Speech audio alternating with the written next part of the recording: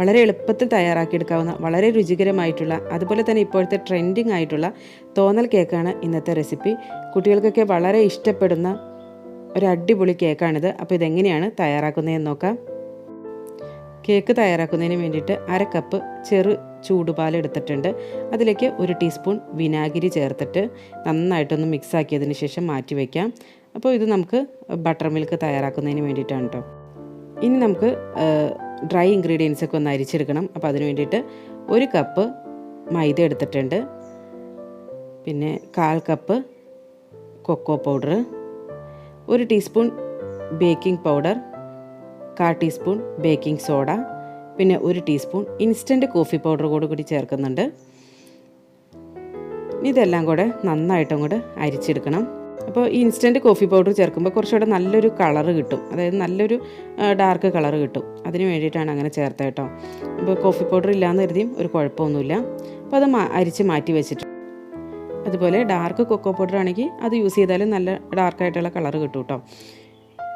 പിന്നെ ഒരു നല്ല ഡ്രൈ ആയിട്ടുള്ള ഒരു ബൗൾ എടുത്തിട്ടുണ്ട്. അതിലേക്ക് ഒരു 3 കോഴിമുട്ട പൊട്ടിച്ചൊഴിക്കാം. അപ്പോൾ ഈ മുട്ടയൊക്കെ ആണെങ്കിലും റൂം ടെമ്പറേച്ചറിലുള്ളതായിരിക്കണം, അതായത് ഫ്രിഡ്ജിൽ വെച്ചേക്കുവാണെങ്കിൽ ഒരു മണിക്കൂർ മുമ്പെങ്കിലും പുറത്തേക്ക് എടുത്ത് വയ്ക്കണം കേട്ടോ. ഇനി ഇതിലേക്ക് 1 നുള്ള ഉപ്പും 1 ടീസ്പൂൺ വാനില എസൻസും അതുപോലെ 1/4 കപ്പ് പഞ്ചസാരയും കൂടി ഇട്ടിട്ട് നന്നായിട്ട് ബീറ്റ് ചെയ്തെടുക്കണം. അപ്പോൾ ആ പഞ്ചസാര ഇടുന്ന ആ ഒരു ക്ലിപ്പ് എൻ്റെ കയ്യിൽ നിന്നും എങ്ങനെയോ മിസ്സായിപ്പോയി. അപ്പോൾ ഇനി ഇത് ലോ സ്പീഡിൽ നിന്ന് തുടങ്ങി ഹൈ സ്പീഡിലേക്ക് കൊണ്ടുവരണം. അപ്പോൾ നമുക്ക് ഈ ബീറ്ററിന് പകരം മിക്സിയിൽ വേണമെങ്കിലും ഇതുപോലെ തന്നെ ചെയ്തെടുക്കാവുന്നതേ ഉള്ളൂ കേട്ടോ. ഈ സെയിം മെത്തേഡ് തന്നെ മിക്സിയിലാണെങ്കിലും നമ്മൾ ഫോളോ ചെയ്താൽ മതി. ഇതായിപ്പോൾ അത്യാവശ്യം നല്ലപോലെ ബീറ്റായി വന്നിട്ടുണ്ട്. അതായത് ആ മുട്ടയുടെ മഞ്ഞ കളറൊക്കെ മാറി ഒരു ഓഫ് വൈറ്റ് കളറൊക്കെ വന്നിട്ടുണ്ട്. ഇനി ഇതിലേക്ക് ഒരു 1/4 കപ്പ് ഓയിൽ ചേർത്ത് കൊടുക്കാം. ഞാനിവിടെ റൈസ് ബ്രാൻ ഓയിൽ, അതായത് തവിടെണ്ണയാണ് കേട്ടോ ചേർക്കുന്നത്. 1/4 കപ്പ് ഓയിലും കൂടെ ചേർത്തിട്ട് ജസ്റ്റ് ഒന്ന് മിക്സാക്കി എടുക്കാമുള്ളൂ. ഓയിൽ ചേർത്തിട്ടുണ്ടെങ്കിൽ ഒരുപാട് മിക്സാക്കാൻ പാടില്ല കേട്ടോ, ഒന്ന് കറക്കി എടുക്കാമുള്ളൂ. ഇനി ബീറ്ററിൻ്റെ ഒന്നും ആവശ്യമില്ല. ഇനി വിസ്ക് ഉപയോഗിച്ചിട്ട് ജസ്റ്റ് മിക്സാക്കി എടുത്താൽ മതി. അപ്പോൾ നമ്മുടെ ആദ്യം ഡ്രൈ ഇൻഗ്രീഡിയൻസ് ചേർക്കുക, എന്നിട്ട് കുറേശ്ശെ ചേർക്കണം കേട്ടോ.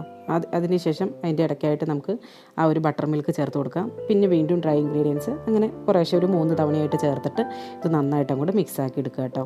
അപ്പോൾ ഓവർ മിക്സ് ചെയ്യരുത്, ജസ്റ്റ് ഒന്ന് മിക്സാക്കി എടുക്കാനേ പാടുള്ളൂ. പിന്നെ അതിനുശേഷം നമ്മൾ ഈ ഒരു സ്വേൾ മോൾഡ് എടുത്തിട്ടുണ്ട്. അപ്പോൾ ഇതിനകത്ത് നന്നായിട്ട് എന്തെങ്കിലും ബട്ടറോ അല്ലെങ്കിൽ ഓയിലോ തേച്ച് പിടിപ്പിക്കുക, അല്ലെങ്കിൽ ഇത് സ്റ്റിക്കായിട്ടിരിക്കും. അപ്പോൾ അതിന് വേണ്ടിയിട്ടാണ് നന്നായിട്ട് ബട്ടർ തേച്ച് പിടിപ്പിച്ചിട്ടുണ്ട്. അതിനുശേഷം നമ്മൾ ഉണ്ടാക്കി വെച്ച ഒരു നമ്മുടെ ബാറ്റർ ഉണ്ടല്ലോ, കേക്ക് ബാറ്റർ, ഇതിനകത്തേക്ക് ഒഴിച്ചു കൊടുക്കുക. അപ്പോൾ ഈ ഒരു കൺസിസ്റ്റൻസിയിലാണ് നമുക്ക് ബാറ്റർ കിട്ടിയിരിക്കുന്നത് കേട്ടോ.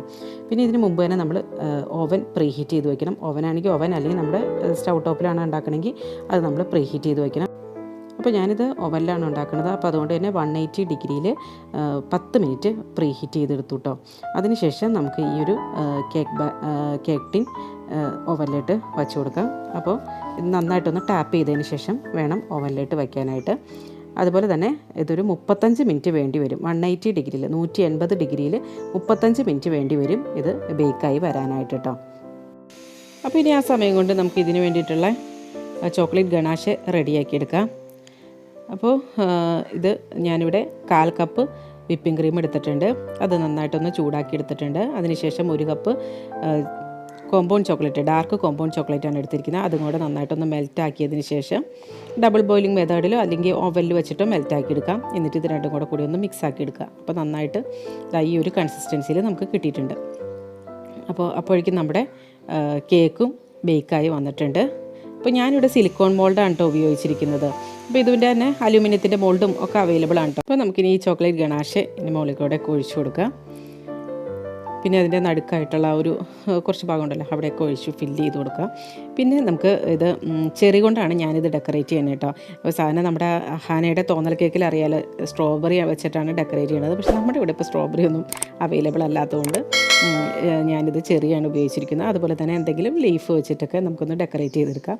ഞാനിപ്പോൾ ഇത് നാരങ്ങയുടെ ഇലയാണ് എടുത്തിരിക്കുന്നത്. അപ്പോൾ നിങ്ങൾക്ക് മറ്റേ പുതിനയുടെ ഇലയോ എന്തെങ്കിലും വെച്ചിട്ട് അതിൻ്റെ ആ ഒരു ഭംഗി വരുത്താനായിട്ട് മാത്രം.